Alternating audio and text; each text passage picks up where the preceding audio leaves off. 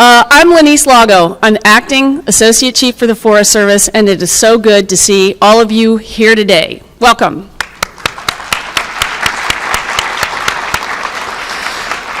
I want to let you in on a little secret. For the first time in my experience, and that's about 6 years doing the Chiefs Awards, we are live streaming. That's right. So when you come up here, make sure your hair's nice. Big smile for all of our Forest Service colleagues across the country. That's right. So I want you to know this is one of my favorite days of the year, and certainly one of my favorite things to do in the Forest Service, because we get to be here to recognize outstanding work that's going on all across the country, our employees, partners, volunteers, doing that work that they love to do on behalf of the American public. And it's a privilege to be able to recognize the work that you all are doing with your partners. Some of you have your families here. It's so wonderful to see that. So I just want to take a moment and just let that sink in, how much we appreciate the work that you're doing and the awards that you're about to receive. So we're going to get started here with the presentation of colors by the Joint Service Color Guard. We'll follow that with the singing of the National Anthem and the Pledge of Allegiance. So if I could please ask you to stand.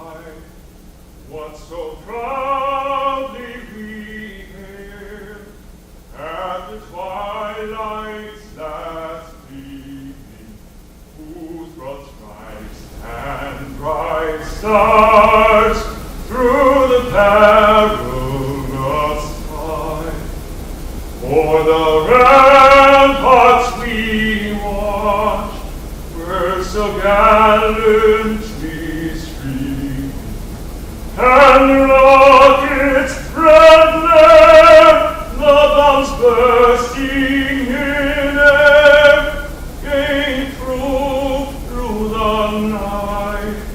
That our flag was still there. Oh, say does that star-spangled banner yet wave for the land of the free and the home of the brave?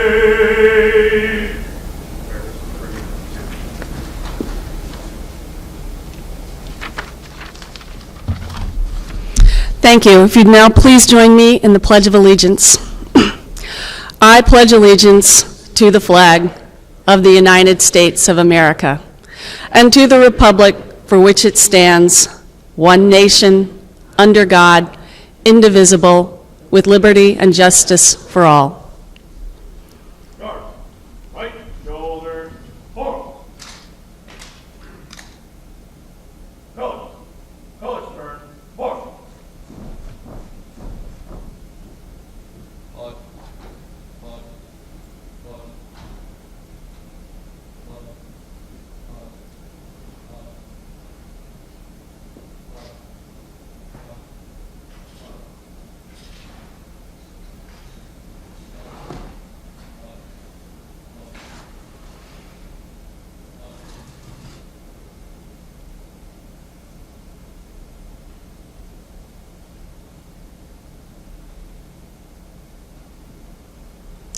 Thank you again. You may be seated.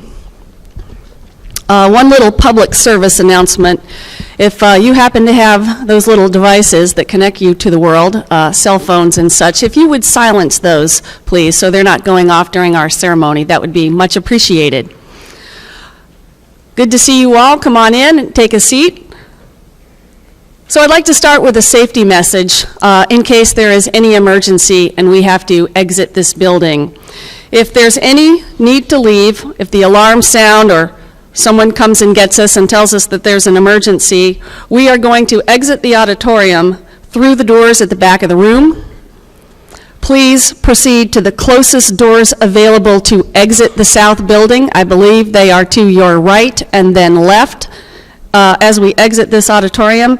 And once outside, turn left, walk down Independence Avenue towards the mall, cross Independence, and we'll collect on the grassy area there away from the buildings. So that's only in case of emergency.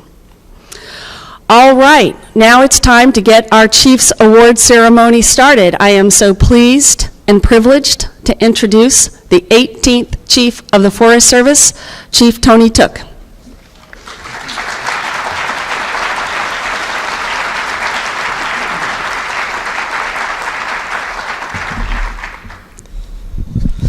Good morning. Good morning. It's a pleasure to be here with all of you. It's good to see you. It's good to see all of our employees, partners, and volunteers, and I'm really glad for some of the employees that your family members were able to come here with you today. I'm extremely proud of the work that our employees do, working really hard with our partners and volunteers. I'm really proud of all of your accomplishments, and it's very much an honor and a privilege to be able to stand before you today and to recognize your great work. You know, the Chiefs Awards reflect our organizational mission. They reflect our strategic goals and the product. For example, they reflect the critical importance of these goals to our organization.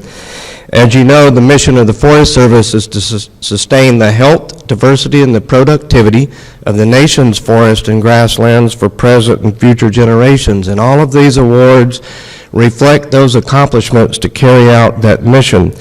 To help fulfill our mission, we adopted a strategic plan just a few years ago, a strategic plan for the Forest Service, and the Chiefs Awards are for the accomplishment that support the goals of that strategic plan, sustaining our nation's forest and grasslands, delivering the benefits to the public, applying knowledge globally, excelling as a high-performing agency, and then last, fostering volunteerism and service.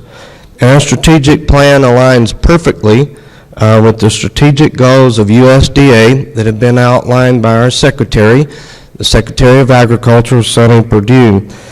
For example, fostering the productivity and sustainable use of National Forest System lands, facilitating rural prosperity and economic development, and strengthening stewardship of private lands through technology and research, to name just a few of them. And our Forest Service strategic plan fulfills our agency mission, helps meet our USDA strategic goals for the American public. And I've also identified 5 priorities that align perfectly with these strategies and all these strategic goals. So the Chiefs Awards reflect the outstanding work of our employees and partners and volunteers, and it's at the heart of all of these strategies and all of these goals and the priorities that I've identified to carry them forward. You know, this year we received 85 nominations for the Chiefs Awards. These nominations represent just about every part and every place, every level, every component of the Forest Service. These were all outstanding projects and done by outstanding employees and partners and volunteers. So the committee that reviewed these had to make some very tough decisions in what they brought forward to us in recommendations. The nominees that are the recipients today are ultimately the ones that rose to the top, and there are projects and individuals and partners and groups and teams that went above and beyond business as usual to achieve the accomplishments that are represented in these awards. The accomplishments that led to some tremendous outcomes that are very sustainable. I want to talk about the categories just a bit. In our first category, fostering volunteerism and service, we have 2 award winners this year. And to meet this goal, I, as chief, have identified shared stewardship and increasing partnerships and volunteerism as one of our top priorities for the agency. And as you'll see momentarily, these 2 award winners reflect just that, and they've done just that. For sustaining the nation's forest and grasslands, there are 3 outstanding award winners being recognized this year. Our nation's forest and grasslands are being threatened. They face wildfire, they face insect, they face disease, and they face development. Take the National Forest System, for example, which currently has 80 million acres at moderate to high risk of insect disease and fire. So sustaining our nation's forest and grasslands are extremely important, and I'm really proud of these award winners and what they've done to address these priorities and to fulfill their accomplishments, fulfill this strategic goal. Applying knowledge globally. For this strategic goal and award category, we have another 3 outstanding award winners. Sustainable land management across the nation depends on us applying this knowledge and technology transfer. Another category is excelling at a high-performing agency. This is another strategic goal. I mentioned earlier that our ability to excel with high performance is addressing 2 of the top priorities that I have identified. One of those is uplifting and empowering employees by providing a safe, rewarding, and resilient work environment that's free of harassment. Work environment where everyone is treated with dignity and everyone is treated with respect, free of harassment, and that includes everybody that we interact with. Another priority that we have to address to excel as a high-performing agency is to excel at being a good neighbor and excel at delivering that customer service that people in America expect from us. Today, we're bestowing 3 awards in this category, and these recipients are definitely helping us excel as a high-performing agency. The last category for the strategic goal of delivering benefits to the public, besides the priorities of excelling as a customer service and being a good neighbor, I've also made it a top priority that we need to enhance recreation opportunities. We need to improve access, and we need to sustain our infrastructure. And all of those, addressing all of those priorities, help us fulfill our mission and address this goal as well. Again, we have 3 award winners in this category. So I'm really proud of this year's winners. Thank you. Thank you for your accomplishments. Thank you for your hard work. Thank you for everything that you've done to carry out our mission for the American people. Thank you for this work and these accomplishments that help us meet these priorities that I've identified. They help us meet our strategic goals, and they help us meet those broader strategic goals that our Secretary of Agriculture has outlined for us for USDA. So you matter. Your contributions make a difference. They make a difference on the land. They make a difference in communities, and they make a difference for people everywhere. So again, I'll start where I began, or end with where I began. It's an honor and a privilege to stand before you and be able to recognize you today. So now, am I doing the next introduction? Yes, thank you. I want to bring up our own Dan Harron. Dan is the Associate Chief for the Forest Service, but he is currently my boss, and I'm proud to work for him as the Acting Undersecretary for Natural Resources and Environment for USDA, and he's here to represent Secretary Perdue, and we're glad to have him. Thank you, Dan.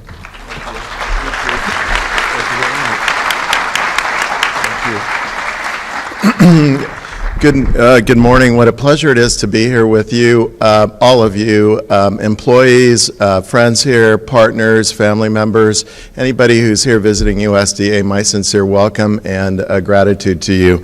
Great to have you here. I'm really delighted to join the celebration.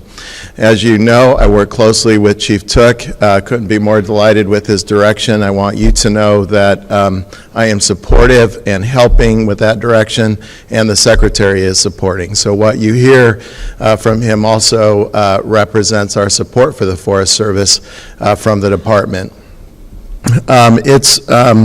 Secretary Perdue has noted that stewardship of our forests and grasslands is an awesome and sacred responsibility. That is a feeling that I've always had about the work that we do and the kind of work that you bring into it. We don't do this alone. We always do this with friends and partners and people that we work with to get things done.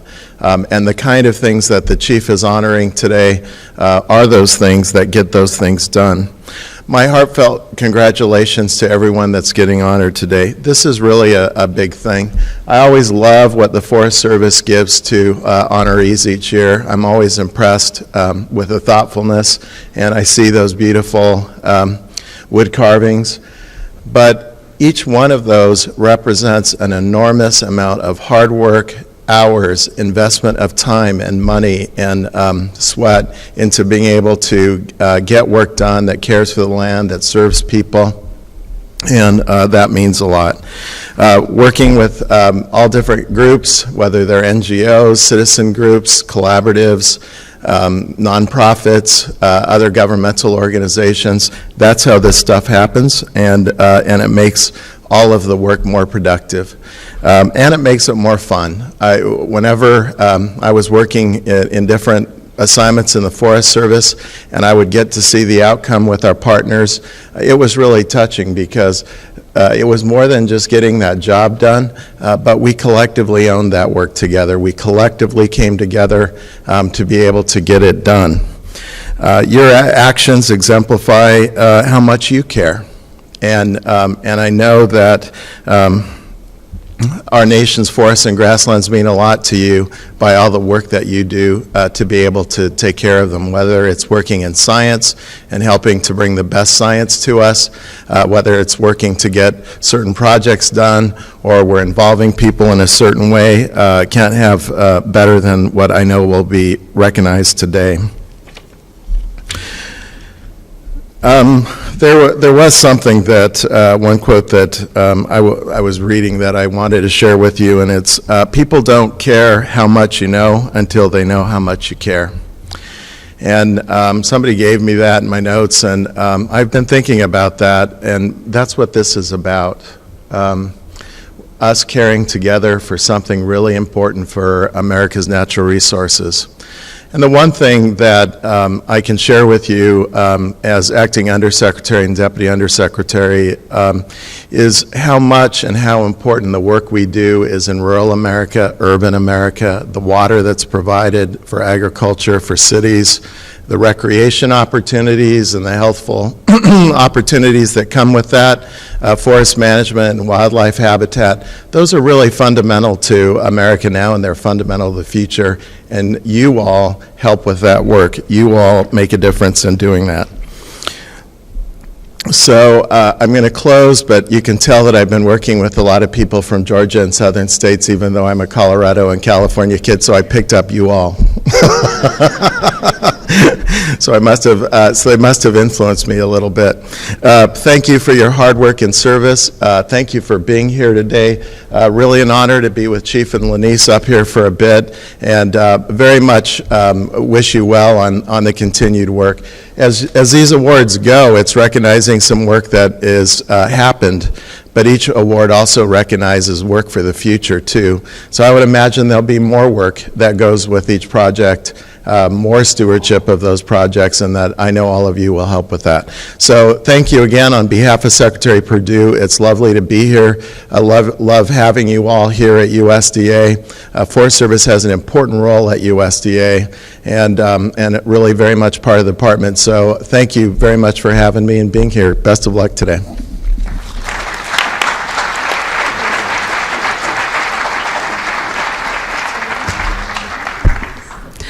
Thank you so much, Dan, and know that we do know how much you care. Thank you so much for everything that you're doing for, with, and on behalf of the Forest Service as Acting Undersecretary. So thank you. Well, it's almost showtime. Before we turn to the awardees, I want to take a moment and draw your attention to the presentation table over here and the awards that we're presenting today. I feel really fortunate. I got to visit with the artist over the weekend. She brought the bowls up and delivered them. Her name's Lynn Reese, and she is a wood turner out of Danielsville, Georgia. And the program notes mention that the bowls are made from reclaimed wood. And so I asked her, well, how do you reclaim the wood? And she said, well, I don't think you want to know. And in fact, she showed me a picture of this beautiful walnut bowl, sort of a high vase-type bowl that she made out of a piece of walnut that she found at the county landfill. So she is not messing around. These are really reclaimed pieces. She saw a pecan tree that had blown down in somebody's yard. She went up to the door and asked, could she have it? People give her pieces of wood. So taking sustainability to a whole new level here. We have pecan pieces, several species of oak, there's a maple, there's a cherry, so really, really beautiful. Each one is unique and individual, and we hope honors the spirit of the work that you all are being recognized for. I also want to talk a little bit about those stands that the bowls are on. Those stands are made by our own employees at the Forest Products Laboratory in Madison, Wisconsin. Each stand is made out of cherry. They pick cherry to highlight the different features of the bowls themselves. They've been laser engraved with the name of the category, and I know the Forest Products Lab takes great pride in making these on behalf of the agency to give our honorees. Now, there's one bowl per award, and of course, many, if not most of the awards recognize a team effort. I've always wondered, how they decide who gets the bowl, but I decided there's probably some things I really don't need to know, and that would be one of them. But we do give every awardee a memento of the Chief's Award, and this is also made by the Forest Products Laboratory. It's this ingenious little cube. Inside the cube are various symbols and messages around the Forest Service. There's Smoky on one side and Woodsy on the other, and thanks for your service. And I had the opportunity to visit the Forest Products Laboratory last year. I was just walking through the facility and saw an example of that in someone's laboratory area, and I said, oh my God, that's what they give out at the Chief's Award. And it turned out this is the person who runs the laser machine that actually makes them. And it was so exciting for me to get to meet and talk with her and share how much people really appreciate getting a tangible memento of the work that's being recognized. So once again, a shout out to Lon Yeary, Cindy Hansen, and all our friends at the Forest Products Lab. I hope you're watching today. So now it really is showtime, and I want to recognize members of the executive team who are going to join me up here in order to present the actual awards. We'll have Tony Dixon first. Tony is our Chief Financial Officer. He is going to start the presentations and will present awards for fostering volunteerism in service. Following Tony will be Leslie Weldon, our Deputy Chief for National Forest Systems, and Leslie's going to present the awards for sustaining our forests and grasslands. Next up will be the award for applying knowledge globally. That will be presented by our colleague, Dr. Carlos Rodriguez Franco, who is Deputy Chief for Research and Development. Next in line, Robert Velasco, Acting Deputy Chief for Business Operations, will present the award for excelling as a high-performing agency. And finally, the award for delivering benefits to people will be presented by the Deputy Chief for State and Private Forestry, Vicki Christensen. So, little instruction here for the award recipients. When your name is called, please come forward to receive your award. After you receive your award, you may speak a few words before returning to your seat. in recognition that this is being live streamed and to create a better flow of events, we're going to wait until after the ceremony for all of the staged photographs with the chief and with the executive team. So just know we're going to have a photo opportunity where we're going to have that in the end. And now, I think it's my privilege to invite Tony Dixon, our Chief Financial Officer, to the podium to begin the presentations. Welcome, Tony.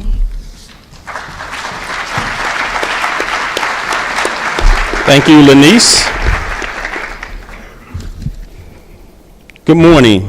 It's my pleasure to start off the presentation of awards with the recipients of the award for fostering volunteerism and service. Although not tied to a specific strategic goal, this award category supports achievements of all of our strategic goals, as demonstrated by most other honorees today. Without the support of our volunteers and partners, we would not be able to achieve the desired level of success. To acknowledge this support, we are recognizing 2 awardees for their major accomplishments in achieving agency goals through volunteerism and community service efforts that emphasize sustainable engagement and collaboration.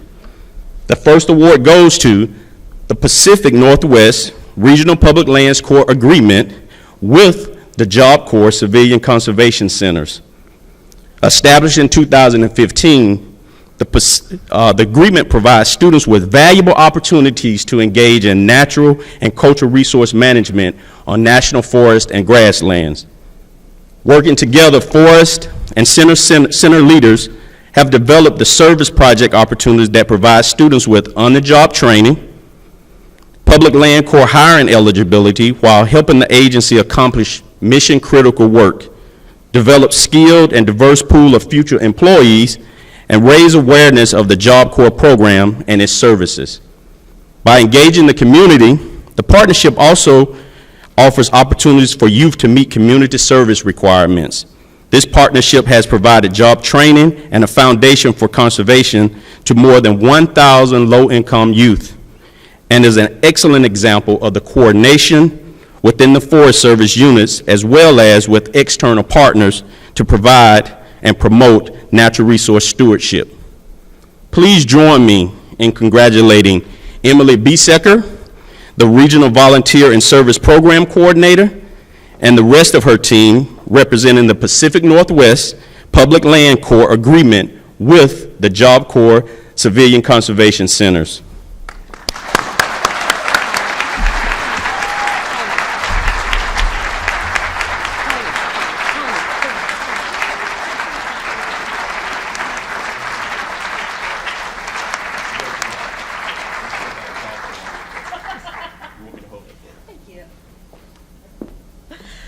Thank you so much, Chief Took and the executive leadership team for honoring our region and Job Corps centers today.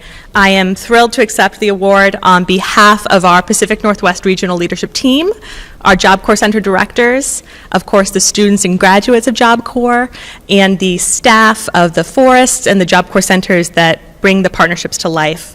I'd also like to specifically acknowledge my project's executive sponsors, Jim Pena and Shoni Pilip-Floria, as well as Cindy Zemansky, who's in the audience with us today.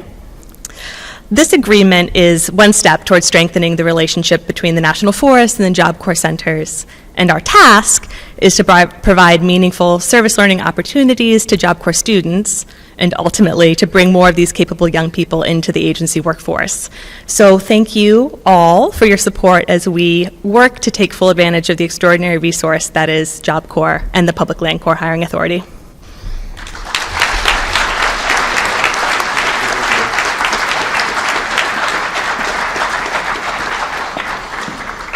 I would like to direct your attention to your programs. We have a team lead for each one of these awards. However, in the program, you will see a full description of the full team, and I think it's appropriate for you to recognize those folks, so you can look in your program to see that information. The second award goes to the Red Rock Ranger District Volunteer Innovation Project, which is a phenomenal collaboration effort between the Friends of the Forest Sedona and the Coconino National Forest in the Southwest region. The collaboration between the Friends of the Forest Sedona and the Coconino National Forest has brought about significant innovations that have assisted the employees and volunteers in being more effective and efficient.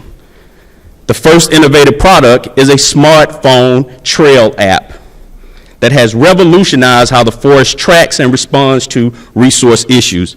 Using the app on any smartphone, volunteers record specific trail problems, provides GPS coordinates, uploads photos, includes comments on resource issues, and sends all information to the appropriate forest program manager.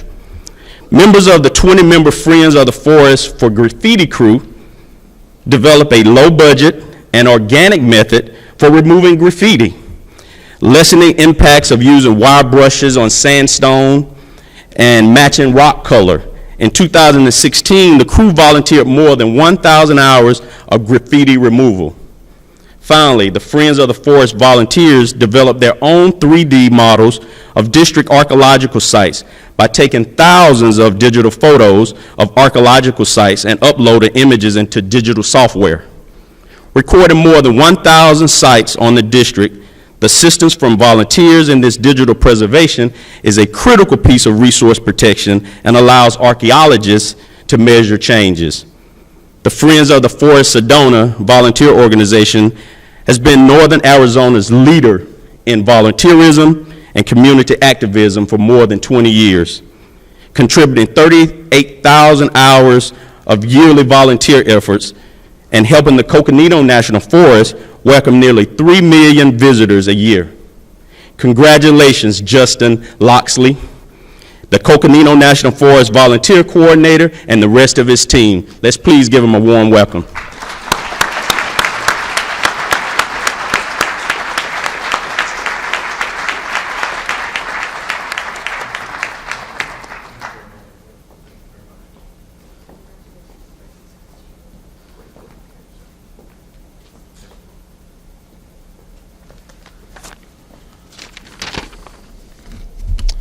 Good morning.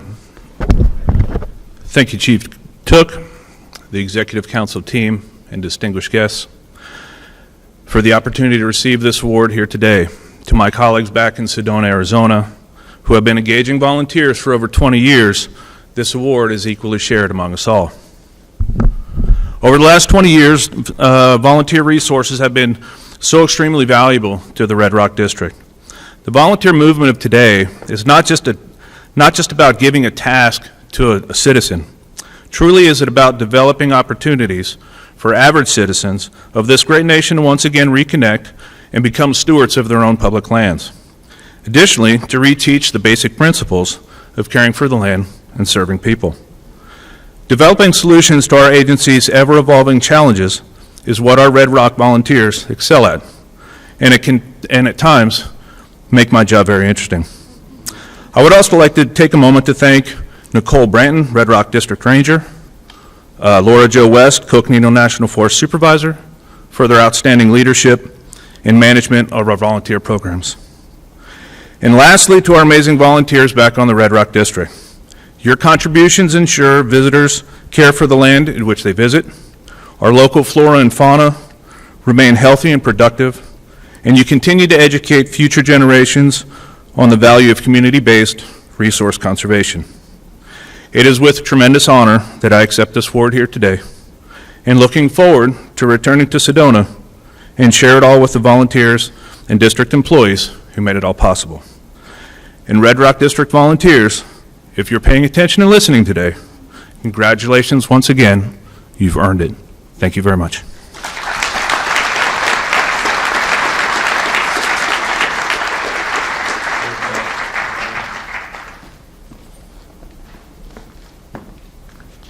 It is now my pleasure to introduce Leslie Weldon, the Deputy Chief for the National Forest System, to present the next awards.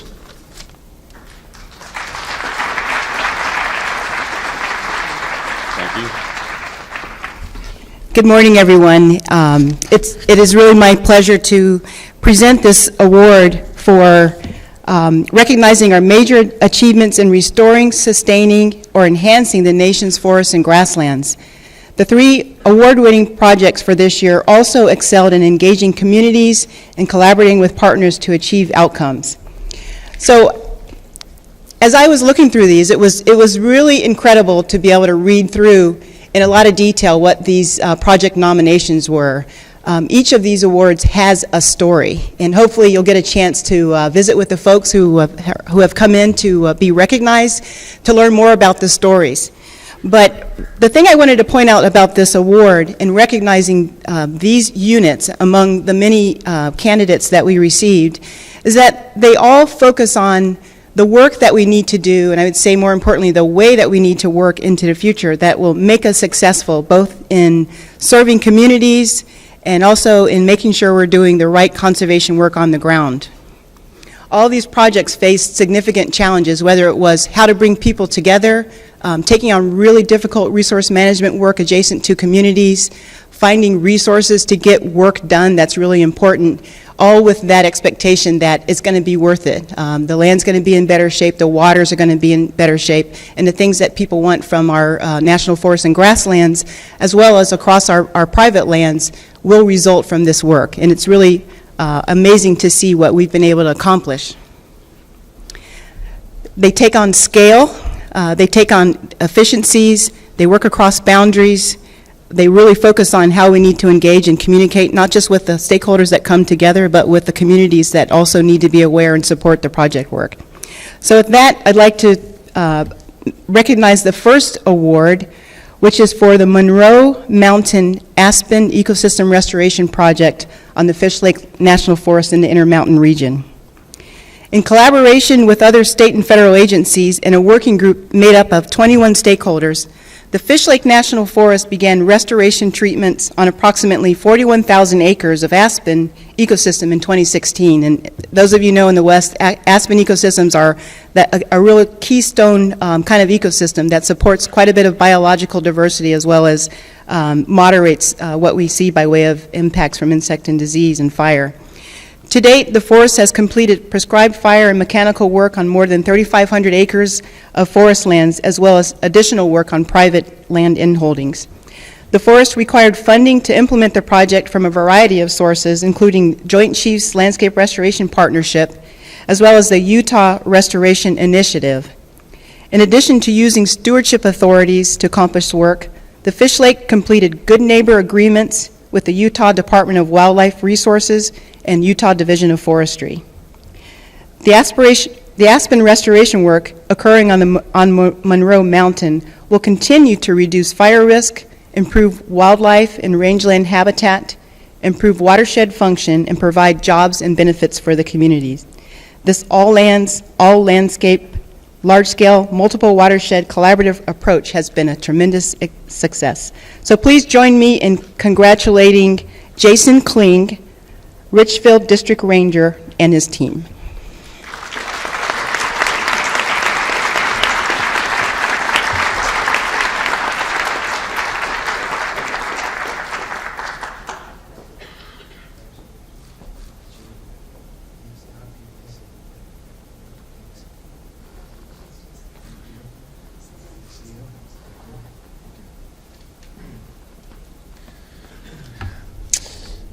Yes, so on behalf of the entire Fish Lake National Forest, as well as the entire interdisciplinary team for this project, thank you, Chief Took.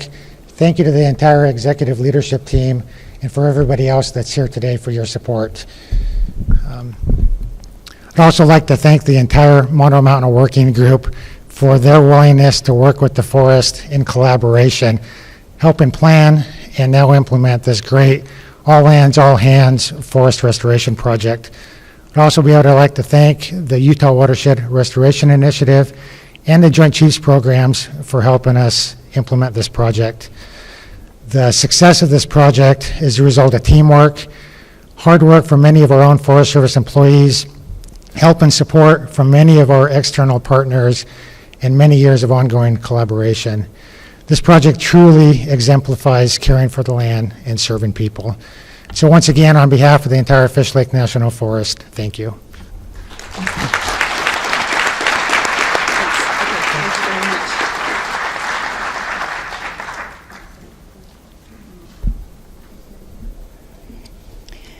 The second award goes to the West Bend Project on the Deschutes National Forest in the Pacific Northwest region. What makes the West Bend project unique is the context within which the project is situated. Immediately adjacent to the city of Bend, Oregon, and straddling the Cascade Lakes National Scenic Byway, the area has a recreation economy valued at more than $1.1 billion annually. The Deschutes work directly with the Deschutes Collaborative Forest Project, a volunteer committee of 19 community stakeholders representing interests from environment to industry to restore healthy and resilient forests and to create a landscape that is more resilient in the face of wildfire and disease. Planning on the West Bend project was completed in 2013. Of the 26,000 acres in the planning area, mechanical thinning is occurring on 14,000 acres, mowing on 11,000 acres, and prescribed burning on 19,000 acres. Another notable achievement of the project is the Forest and Volunteer Committee's effort to build tremendous community support in an area that has increased intense public scrutiny.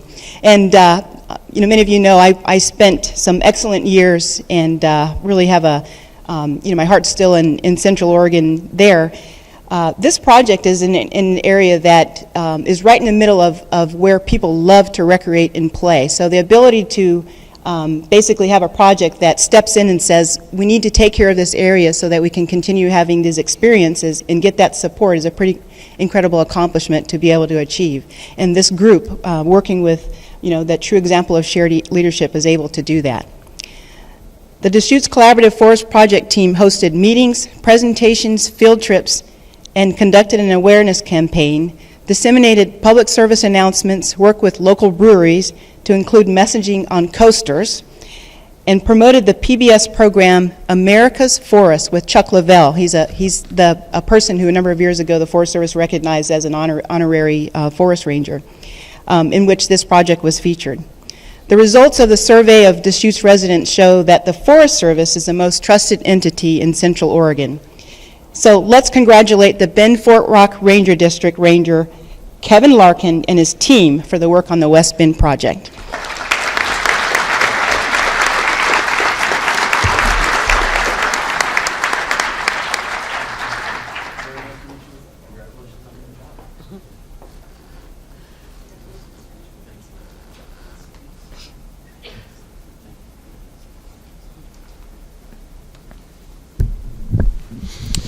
Chief Took, Leslie, and the entire National Leadership Council, thank you for your consideration. Thank you for the award.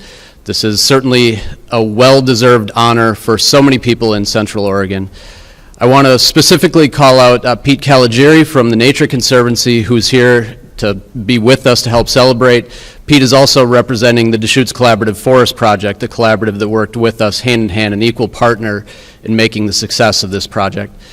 And I specifically, more than anything, want to thank the members of that collaborative, as well as the staff on the Deschutes National Forest, who got up early and apparently came to work early so they could watch this morning. Those folks have put in thousands and thousands of hours to make this project a success. It's a true demonstration of how closely tied and how well we can do when we build community support for restoration, and how that pays off in our ability to increase the pace and scale of restoration in the future. Thanks again.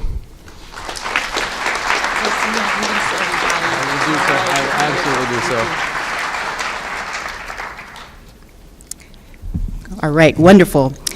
This last project under the category of sustaining our nation's forests and grasslands is equally impressive. It is the Yankee Fork Watershed Restoration Project on the Salmon Chalice National Forest in our Intermountain region, which is the recipient. This effort is remarkable in that the Salmon Chalice collaborated with numerous federal, state, tribal, and private organizations to implement a multiple-year, multi-funded river restoration project and restore fish habitat on a 28-mile stretch of the Yankee Fork. A few years ago, I was on a field trip, and I remember part of it going into a very small restaurant in the town of Salmon in getting a briefing on this project as it was just getting launched. And I was very impressed with the ambition taking on such a large project, and now I'm equally impressed to see that we have some very wonderful results that have flowed from this. The restoration effort includes strategically placing approximately 725 trees as well as boulders throughout the project area, relocating sections of the Forest Service road, restoring the floodplain and stream channel, and constructing 2 small parking areas. Restoration efforts have paid off with juvenile steelhead and Chinook salmon using the pools created by woody debris, and the first sighting of Chinook salmon spawning in the restored section. And that's why they did the project, and that's just excellent. In addition, the return of anadromous fish is spurring the economy of surrounding communities with the return of anglers from across the nation. The collaboration efforts, from road relocation to expansion of anadromous fisheries, are very positive steps towards significantly restoring ecological habitat and fostering resilient and adaptive ecosystems. Please join me in recognizing Bart Gamet, South Zone fish biologist, and his team for their efforts. Congratulations.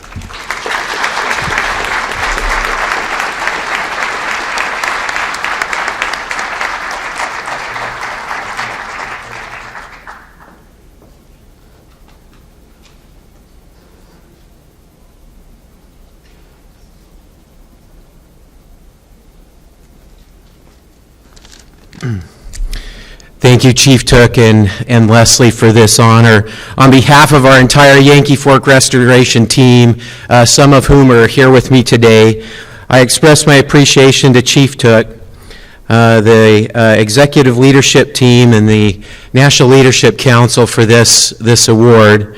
I also want to thank Nora Rasher, my regional forester, Lee Jacobson from our regional office, Chuck Mark, my forest supervisor, and Allison Jackson, my district ranger, for supporting our watershed restoration efforts in the Yankee Fork. There's been numerous partners and hundreds of people that have worked on this project, and I want to recognize and thank all of them for the work that they've done. It's an honor to receive this award, and it's a privilege to work for this great agency where we get to care for the land, serve people, and sustain the health, diversity, and productivity of our nation's national forests and grasslands. Thank you.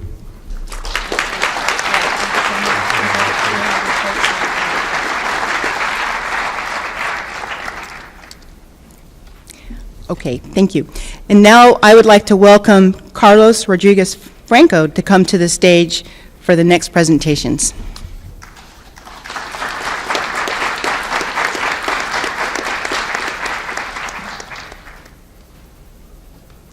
Thank you, Leslie.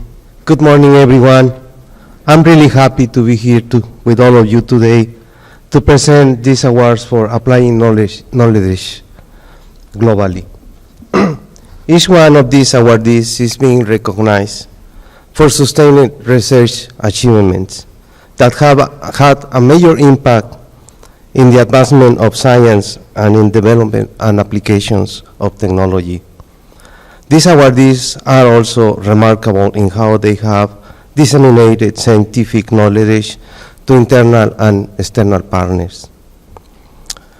The first award in this category is being presented to Dr. Gison and the Forest and Water in a Changing Environment project in the Southern Research Station. Gison is recognized because globally for his development and environmental models, regional assessment of changing weather impacts on water resources, and synthesis of global and air and water flows. One of his most notable contribution is his pioneering of the Water Supply Stress Index, known as WSSI mostly for us, a simulation tool that makes predictions about interactions between water supply and demand by forests and humans. Among others, the North Carolina Department of Environment and Natural Resources is using this tool for minimized logging impact on surface water.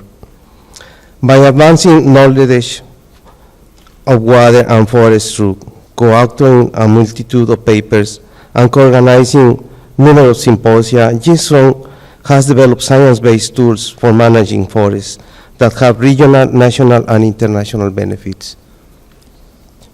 It's my pleasure to invite here Dr. Gison.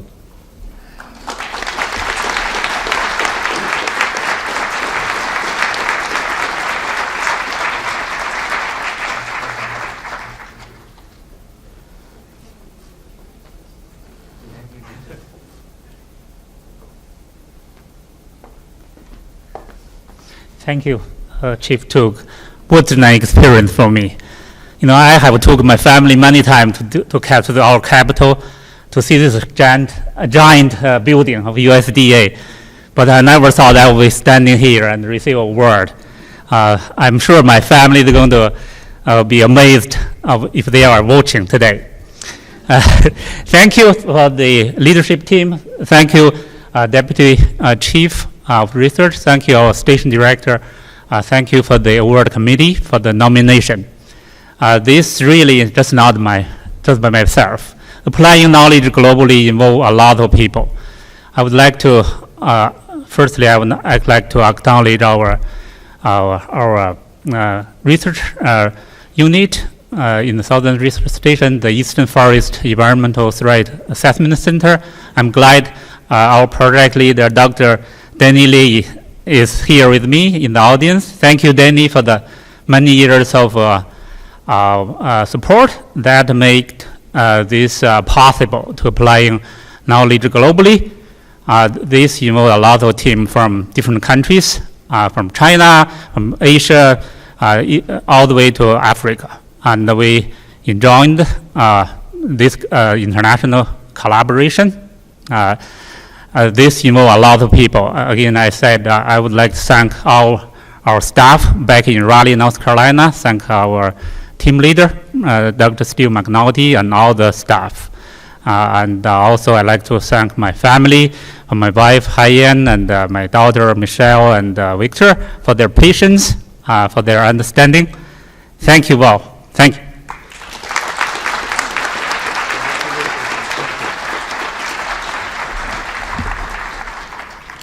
That's great. Very nice work.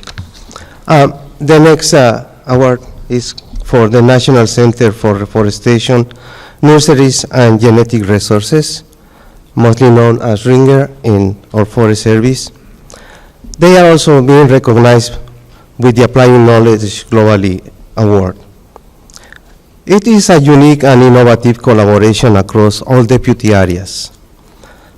RINGER has developed and delivered natural resources expertise on improving plant materials critical for reforestation and restoration activities nationally and internationally. After generating new science, technology through nursery and field experiments aimed toward improving plant propagation, seedling quality, and field success, RINGER team members deliver this technology through on-site visits, workshops, regional meetings, specialty publications, web databases, social media, and international consultations. In addition to supporting the nation's 1,400 native plant nurseries, RINGER team members have developed multiple partnerships with numerous universities, other state and federal agencies, and tribes. RINGER team members have also been instrumental in providing direct assistance to nursery and reforestation programs in several other countries, including producing a nursery manual for Afghanistan. RINGER has effectively coordinated, developed, and disseminated science-based technology that has been applied worldwide by nursery managers and land managers engaged in ecosystem restoration. Please join me in congratulating Dr. Castrum Ross as the National Center for Reforestation, Nurseries, and Genetic Resources.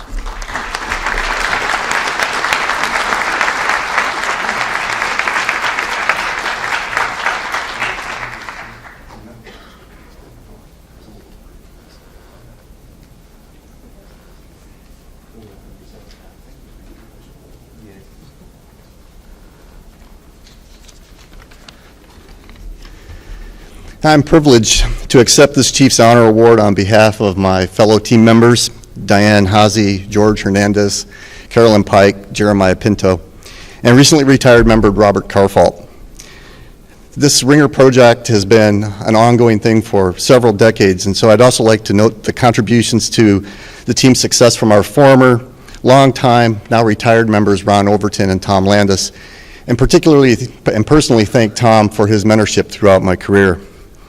On behalf of the team, I'd also like to thank some others who have been resolute in their support of our activities, particularly the past and present directors of Cooperative Forestry, Larry Payne, Ted Bouvet, and Steve Kane, James Barnett from the Southern Research Station, and Carl Della Rosa and Lori Schoenhoven, who have served admirably as our liaisons to the Washington office.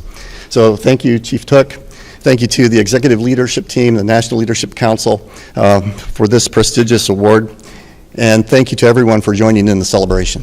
Thank you.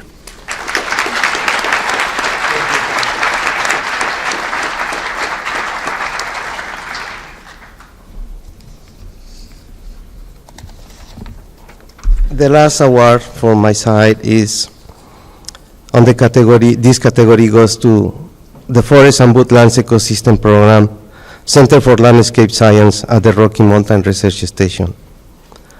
As the director of the Center for Landscape Science, Dr. Samuel Cushman has had a major impact on the advancement of science and the development and applications of technology across the United States and around the world. In the last 5 years, Sam Cushman has trained more than 150 Forest Service National Advanced Silviculture Program students and more than 300 foreign graduate students, professors, and researchers in the latest landscape ecology methods for natural resource management and conservation. In addition, Sam has developed cutting-edge landscape genetic methods that have improved global natural resource stewardship. For example, based on his collaboration with scientists at Inner Mongolia University, land managers are using several shrub species to effectively battle desertification across Western China. His landscape genetic methods have been used in collaborative projects that have advanced conservation in Europe and India of multiple endangered species, including pine and stone marten, European brown bear, and Asian elephant. Between the United States, his research has improved management and conservation of more than a dozen species across 12 western states.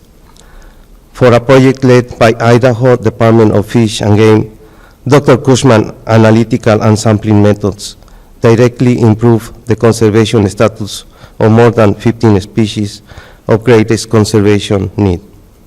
Congratulations to Dr. Cushman and the Center for Landscape Science for delivering knowledge and advising natural resources.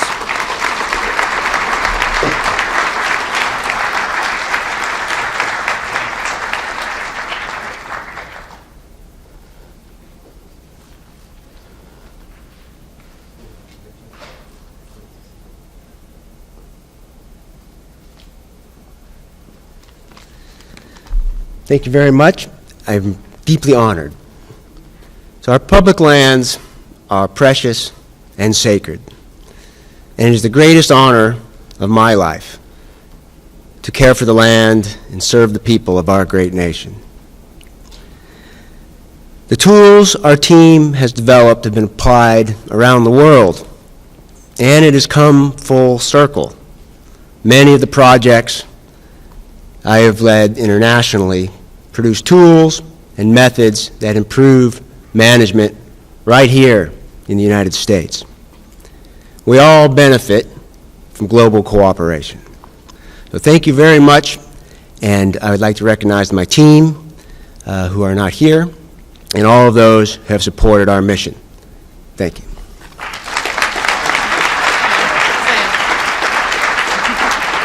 Thank you. Thank you, everyone. Now it's my pleasure to introduce Robert Velasco, Acting Deputy Chief for Business Operations, to present the next awards.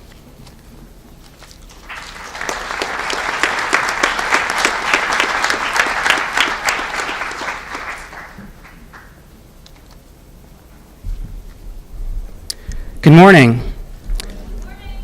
I have the honor of presenting awards for excelling as a high-performing agency. The award recognizes major achievements in ensuring an efficient and effective business environment by developing practices and procedures that improve customer service, efficiency, human resources management, communication, or administrative facilities, or ensure financial and performance accountability. The 3 award winners for this category have all demonstrated the goal outcome of exemplary public service realizes customer-focused results. Now, I'd like to have that as a bumper sticker. The first award goes to the Inclusivity Initiative, Deaf Culture Awareness on the Green Mountain and Finger Lakes National Forests in Eastern Region. The Inclusivity Initiative is a targeted approach to help underrepresented communities, particularly people who are deaf, hard of hearing, gain skills and experiences in the natural resource field. Collaborating with the Lexington School for the Deaf from Jackson Heights, Queens, New York, and the Horace Mann School for the Deaf in Boston, Massachusetts, the forests have brought numerous students into an environment in which many have not been exposed. Forest staff have designed activities to expose the students to public lands, natural resources, land management, and many Forest Service careers. Forest staff have worked in partnership with already existing programs, namely the Vermont Youth Conservation Corps, Nature Watch Snorkel Program, to provide the students with hands-on learning experiences. The forest also created diversity sessions to introduce employees to American Sign Language and deaf culture. This project successfully provided training opportunities and set up the potential for the recruitment of a diverse workforce, as well as creating a more inclusive environment on the forest.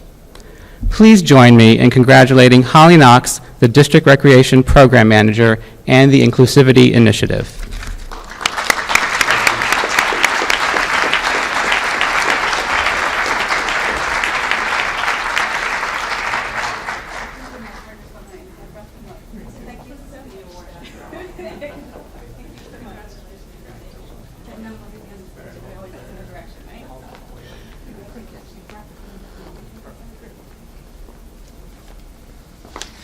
We know we're only supposed to have one person up here, but we figured the folks from Vermont could bend the rules a little bit. Thank you, Chief Took. It's a terrific honor to meet you and to know that the Vermont Youth Conservation Corps has such a strong and enduring partnership with the U.S. Forest Service.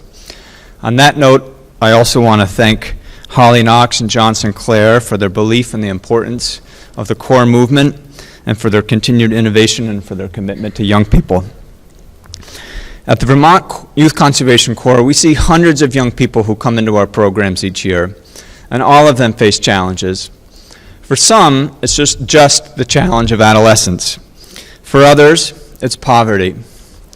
But to overcome the challenges from not being able to hear takes great courage. Our Corps members are unable to make it with us today, but we're here accepting this award because of them, because of their hard work, because of their commitment to service, their commitment to making the world a better place, and their commitment to themselves.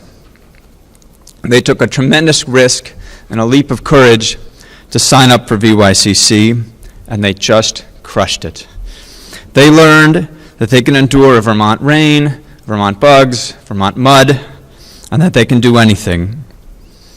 And last, we would not be here without the extraordinary leadership of Alyssa Weisenstein, Lauren Sprague, who is a crew leader with us, who's on the stage, Becky Wright-Weisner, Kat O'Leary.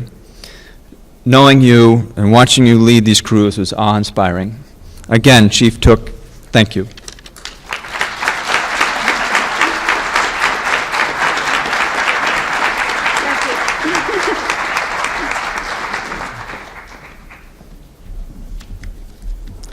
I think as Leslie shared with us earlier, these are such rich and powerful stories, and that's just another example. The Boise National Forest and the Uinta-Wasatch Cache National Forest partnerships with the Centennial and Weber Basin Job Corps Civilian Conservation Center Fire Program is the second recipient of the Excelling as a High-Performing Agency Award. This partnership between the Job Corps program and Intermountain Region Forests created outstanding training opportunities, including the Centennial Job Corps Advanced Firefighting Program, and supports the recruitment of a diverse workforce. In 2016, the fire program dispatched 261 red-carded Weber Basin Job Corps students on 63 assignments and 104 red-carded Type 2 firefighters from the Centennial Center on 33 assignments. The program also dispatched Centennial camp crews 196 times. In addition to fighting wildland fire and supporting fire camps, the Boise and Centennial Job Corps students conducted hazardous fuels reduction projects, treated wildland urban interface acres, and worked on critical trail projects. The integration of Job Corps students into Forest Service firefighting crews created an opportunity for Forest Service employees to work with and mentor diverse individuals and for trainees to graduate with marketable and industry-specific skills. The most remarkable achievement of this project is its demonstration that it is a great pipeline for developing agency talent. Since starting the program, management has provided 25 Job Corps students with Public Land Corps assignments, and the Forest Service has hired 26 students. I had an opportunity to visit both with leaders and employees and the Job Corps students, and this truly is emblematic of our leadership stance regarding shared leadership. Congratulations to Bill Helene, Acting Forest Service National Director of the Job Corps, and the partnership teams.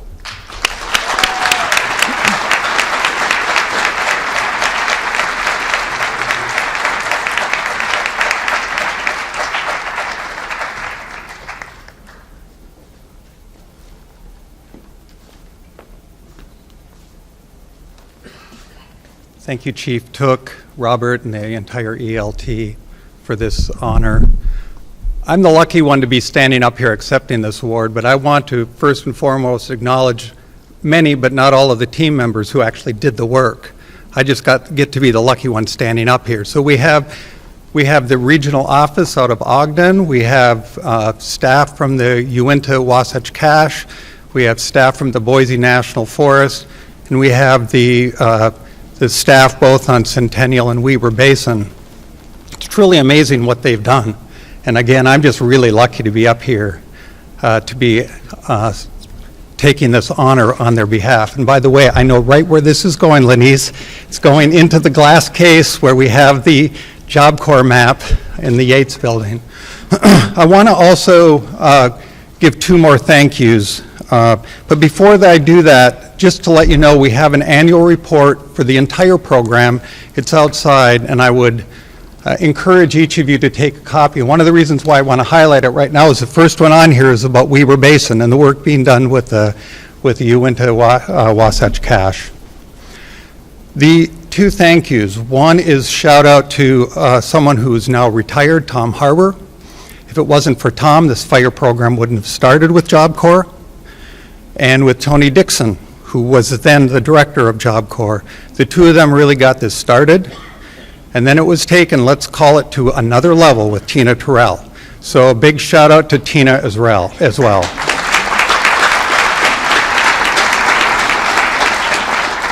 And lastly, just a thank you to Fire and Aviation Management as a whole.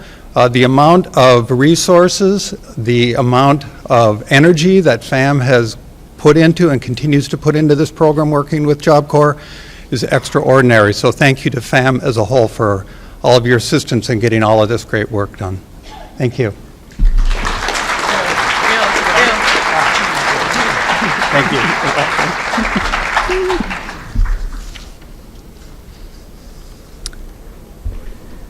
The recipient of the third award for excelling as a high-performing agency is the Southern Region Talent Acquisition Team.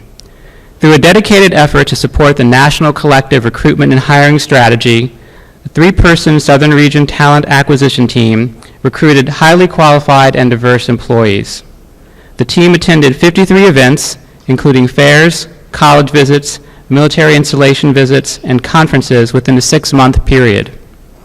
After collecting contact information on more than 650 interested potential candidates, the team developed a lead tracking process that maintains communication with active leads from first contact to hiring. This system has been presented and is being considered by the National Recruitment Team to emulate throughout the agency.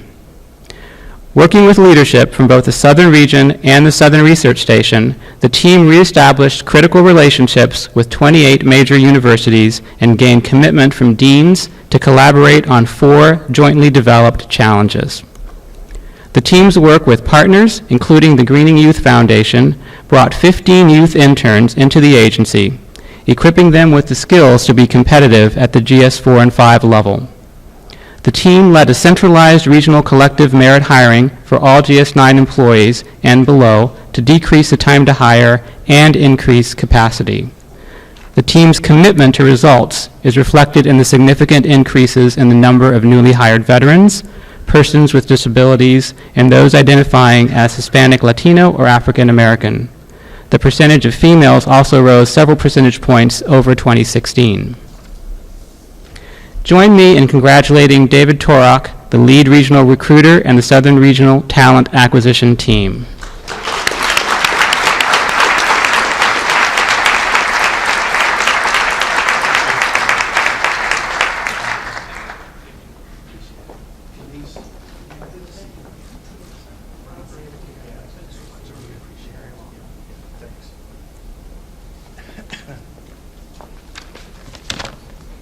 Not a good public speaker, but thank you. Thanks, everybody. On behalf of Darius, Sylvia, and I, we'd like to thank you all for this 2017 Chiefs Honor Award. There's so much good work happening out there throughout the agency, and we're just really humbled to be recognized amongst all of this. Special thanks to Ken Arney, our acting regional forester, for your continued support with our effort as we move into fiscal year 18. Special thanks to Lenise, Robert, Mary Beth Lepore for your guys' vision in creating national collective recruitment and hiring. Without that, certainly we wouldn't be asked to step into this role, so we really appreciate that. We believe we're really seeing results, particularly in the southern region, with reducing the time to hire and increasing the diversity of the applicant pools that we're getting. So we're really appreciative of that. And then finally, Chief, thank you for your passion to create an inclusive culture. It really shows in your value for employees and the diversity they bring. Thank you very much.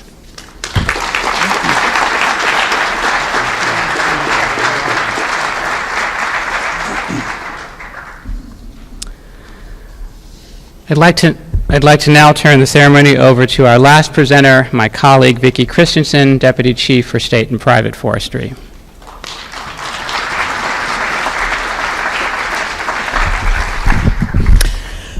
Good morning. It really is a true pleasure to present the awards for delivering benefits to the public. For this category of the Chiefs Honor Awards, we have 3 awardees that are being recognized for their achievements in ensuring the nation's forests and grassland provide a reliable supply of forest and rangeland products and services, achievements in sustaining, enhancing, or developing recreational opportunities, and achievements in promoting conservation education, community greening efforts, management of urban forest, and opportunities for youth to connect with the outdoors. And I'd just like to notice something. These 3 awardees, as well as those that we have seen throughout the morning, really exemplify our leadership stances. Sharing leadership, stewarding the whole, building community, and seeing opportunity. I don't think that's a coincidence that these are the projects that are being recognized. I'd also like to notice, and certainly in this first award, it really exemplifies our intention of creating a culture of inclusion that awakens and strengthens all people's connection to the land. Sometimes it's just nice to stop and notice what we're seeing in the patterns and how we are being shared stewards of our really wonderful mission at the Forest Service. So the first award is for Grasslands Live. It's a multilingual distance learning program on the Arapahoe and Roosevelt National Forest and the Pawnee National Grasslands in the Rocky Mountain region Grasslands Live fosters partnerships and connections with communities while promoting conservation education. The project supports underrepresented communities and local students from across the country, helping them be better to understand the importance of grasslands. The project makes connections through a variety of innovative methods. Through a partnership with Dos Rios Elementary School in Evans, Colorado, Grasslands Live provides fifth grade students opportunities to learn about grassland ecology through presentations, hands-on activities, participation in live events, and interactions with scientists. The Grasslands Live team has hosted live events on the Pawnee and in Mexico. Working with partners in October 2016, Grasslands Live hosted a live program from Rancho El Uno in Janos, Mexico, that focused on sustainable ranching and the importance of grasslands in Mexico. This program was broadcast to 18,000 viewers. In May of 2017, CBS4 Denver hosted a Grasslands Live program that included discussions with experts and about grassland information, including footage related to historical and current Native American use, fossils, bird conservation, wildlife ranching, and energy development. An estimated 52,000 people watched the broadcast live, and social media about the program reached nearly 168,000 people worldwide. Now that's impact. Developing educational resources for students, educators, and others interested in grasslands and engaging students in this grassland ecology curriculum and field-based learning demonstrates innovation in promoting conservation educations. Congratulations to Lynn Dyball, the forest wildlife biologist, and the Grasslands Live entire team.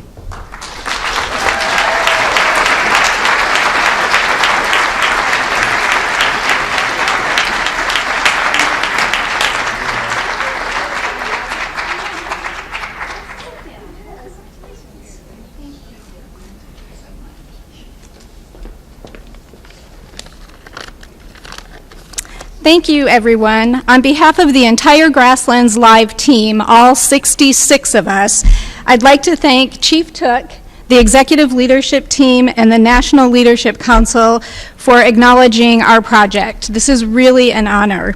Our common goal for Grasslands Live was to raise awareness and appreciation of our national grasslands, and we are proud to exceed our own expectations. It took many years of commitment and so many partners, I can't even begin to name them all, but they're all listed in our brochure.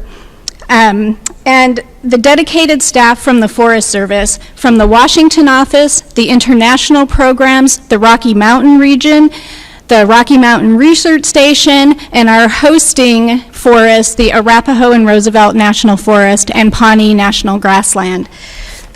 By receiving this award, all of us are contributing to an appreciation and understanding and enthusiasm about our national grasslands, and for that, we thank you.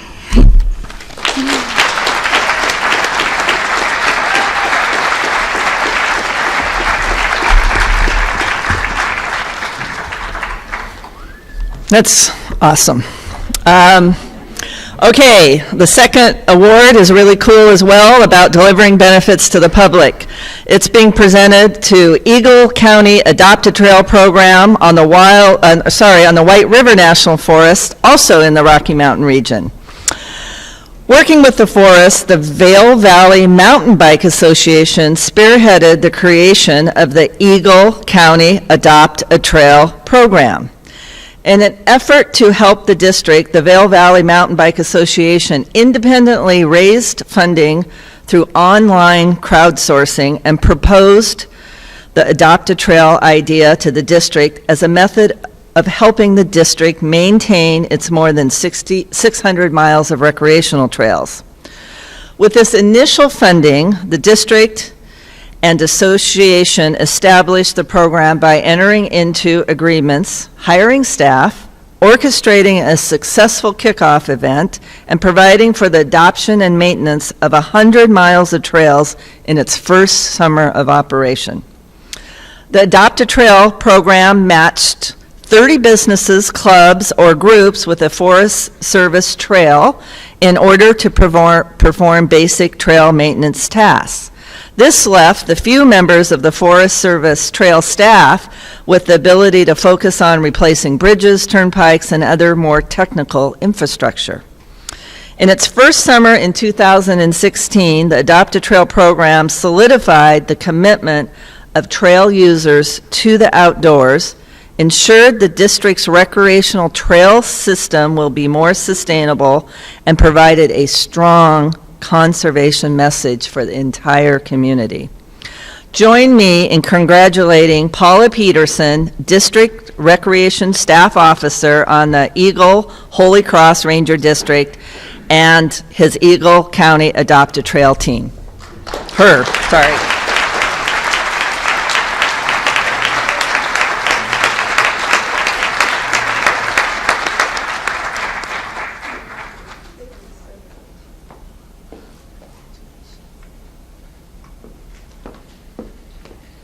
Oh my, thank you so much, Chief Took, and, Chief Took and all the executive leadership team and group that helped bring us here.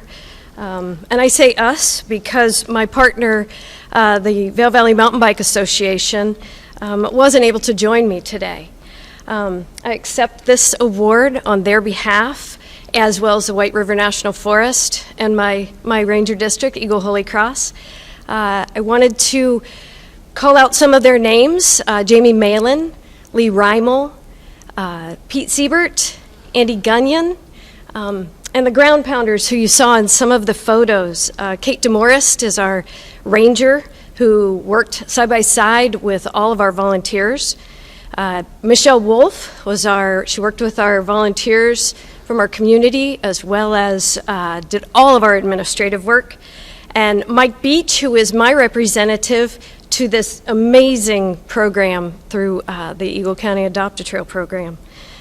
We look forward to supporting it and growing it into the future. It's an awesome program. We started with 100 miles of trail, and now we're up to 150 miles of trail and 40 adopters. So thank you again for this amazing honor, and I can't wait to take this back to our team, and I don't know where we're going to display it.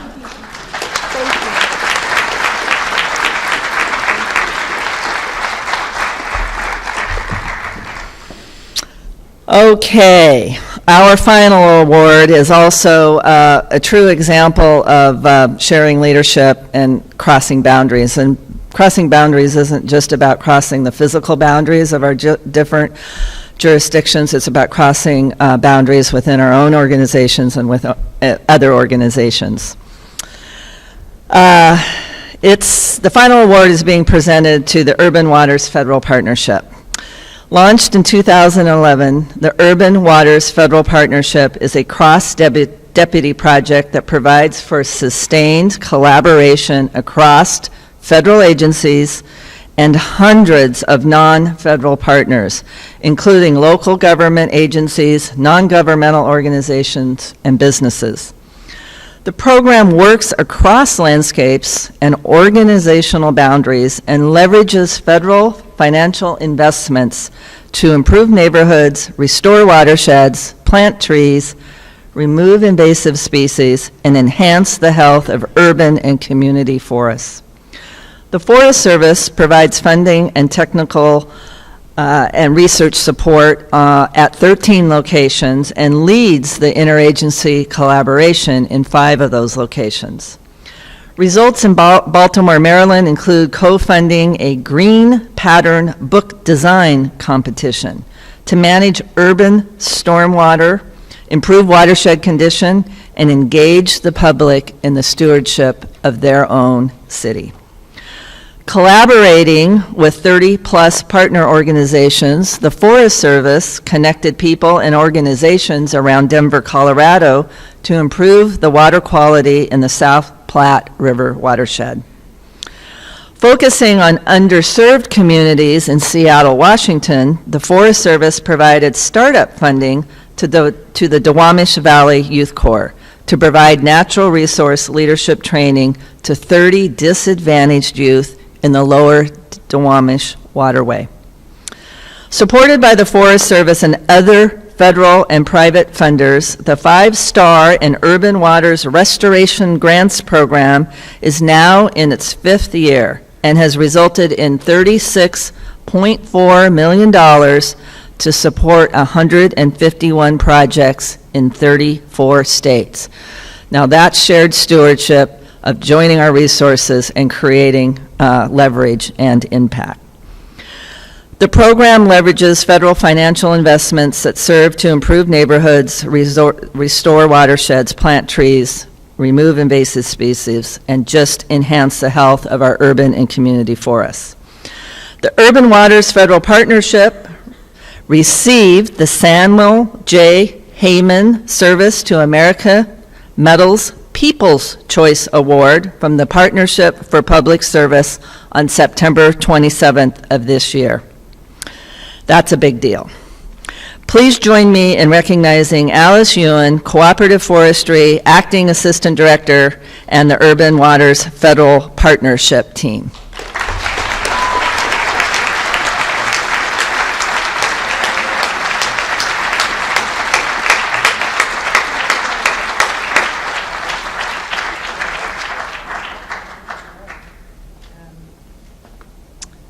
Hi, I feel very humbled to be the person on the stage accepting this award on behalf of a really big team of amazing people in our agency and across a bunch of other agencies and nonprofit partners that have worked on this initiative. I want to make sure that we thank the executives that nurtured this effort in its infancy: Michael Raines, Tony Ferguson, Jim Hubbard, and Mary Wagner. I want to thank my leadership team, Vicki Christensen, Patty Harami, Steve Kane, and Jan Davis, for their trust and support. Special thanks go to our friends at EPA, some of whom are here today: Zerby Shah, Roy Simon, Mike Shapiro, and all of the amazing people at the Office of Water that we've been privileged to work with for the last number of years. Also, Lisa Pelstring from DOI, along with our team at EPA, have been amazing collaborators and cheerleaders for the whole federal family in this initiative. Last and most of all, I want to especially thank our Forest Service leads, some of whom are here today. You should raise your hands. Dana Coelho of Region 2, Dale Blana of Pacific Northwest Research Station, Sarah Lowe, Lynn Westfall, and Morgan Grove of Northern Research Station. These folks saw opportunity and built something new, and have engaged hundreds of partners working together to restore waterways in their regions. Over 50 employees from the Forest Service alone have worked on the Urban Waters Federal Partnership over the last 6 years to make it a success. We're so grateful for their contributions and for the recognition of the chief today with this award. So thank you very much.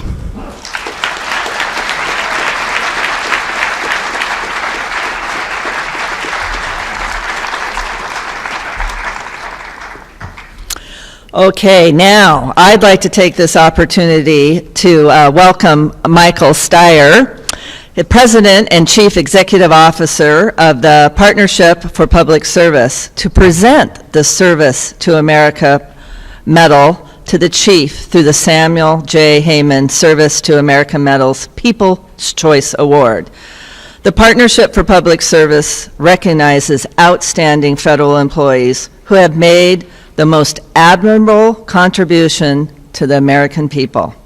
Mr. Steyers is presenting the Service to America Medal to the Chief in recognition of the Urban Waters Federal Partnership and in appreciation for the outstanding public service demonstrated by all of our honorees. Please welcome Max Steyer.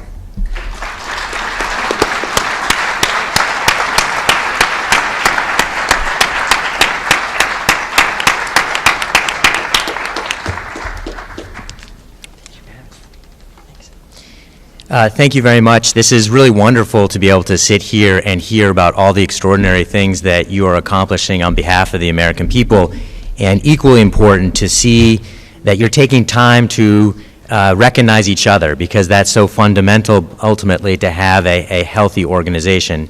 So Chief Took, congratulations to the great team that you are leading here, to the culture of recognition that you are supporting. The Urban Waters team is really a wonderful, wonderful effort, not only as you heard from the Forest Service side, but really seeing the integrated effort of the full federal government. For those of you who are not familiar with the Partnership for Public Service, you heard a little bit about the Service to America medals. We also produce the Best Places to Work rankings, and I wanted to take a moment to congratulate you as well that we released those rankings yesterday, and USDA, which broke into the top 10 last year, has now moved from number 9 to number 7 with a 2.8% increase, and it really is important. It's important because at the end of the day, the work you do is all about the people that you have and the engagement that those folks have in the work that they're doing. In the federal government, we got an immensely mission-committed workforce. The challenge is to make sure that the leadership is actually providing that workforce with the opportunity to do what they really want to get done, and I think we have some systems to modernize as well. So leadership development is another area we're focused on, and I know you are as well as the Forest Service. I did want to also just highlight for a second just how important really this recognition effort is. By and large, most federal employees don't feel like their good work is recognized, so that's under half. So we just put out these rankings. Only 49% of federal employees believe that their good work is recognized. In the private sector, that number is really at 67%, nearly 2/3. Again, I think a lot of folks complain about risk aversion in the federal workforce. If you look at it, oftentimes it's reasonable risk aversion. You get in a lot of trouble if something goes wrong, but there's not a lot of upside if something goes right. And that's, again, why this kind of effort is so important. Obviously, it needs to be done here. All of you have that opportunity to share the stories, the things you're hearing now. I will ask you to also share your great stories for the Sammys. The Urban Waters team was one of almost 500 nominations we received across government. Please nominate any great story that you know of. Just go to servicetoamericamedals.org. We are open for business. We want to hear about great stories. Don't worry about whether you think that person or team is going to win. The fact that you want to nominate them makes them winners. And so it's absolutely important. So with that, I just want to again congratulate all of you and Chief Took. I also want to make sure that I haven't forgotten anything. Amy back there is the person really responsible for all of this work. And I think that's it. So I'm going to present the Service to America Medal. I should say this is the People's Choice Award. So there were actually 55,000 folks that voted, and there were 16,000 of those that actually voted for this team. So you can't beat that. Very impressive. So congratulations again.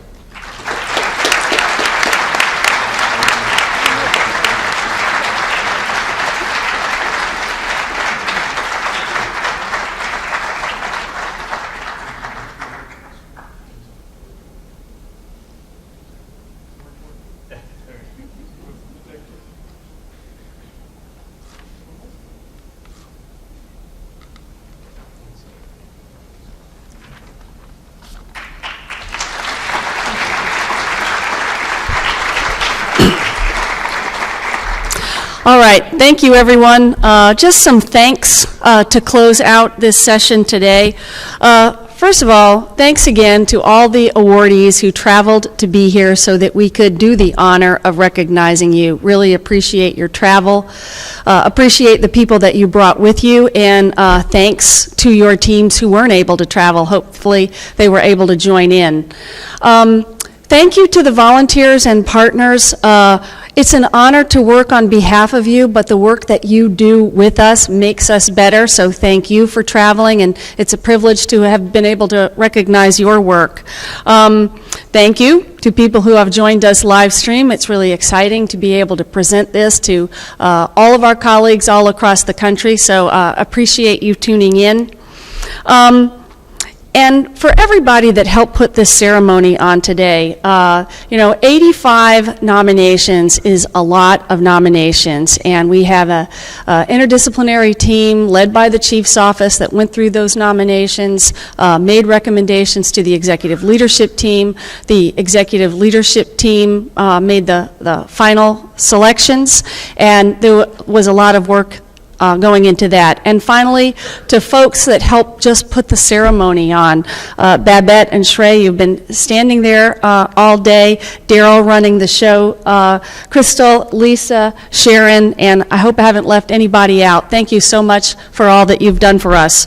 Immediately following the ceremony, we need the awardees to come forward so we can take some photographs to memorialize the event, and then we hope all of you will join us for a reception. We get to hear more about your projects and get to know you a little bit better.